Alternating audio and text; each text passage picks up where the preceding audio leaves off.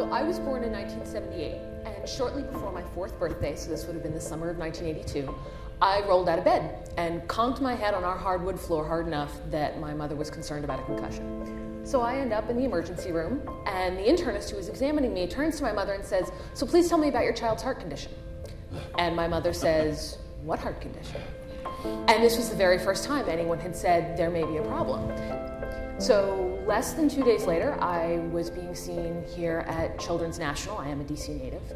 And it was then that I had my very first echo. What that found was the first of 3 defects. So I had a coarcted aorta, I have a bicuspid aortic valve, and I have a compromised mitral valve. The papillary muscles are underdeveloped. And so echo was a very critical piece in that initial diagnosis. So less than a month later, I did have surgery to repair the coarc, which at that time was a very major procedure, and now you'd be able to do it with a stent. It's amazing. And I have needed very routine follow-up since then. And echocardiography has been a crucial part of that because it's such an excellent, inexpensive, clearly non-invasive way to get such good structural data.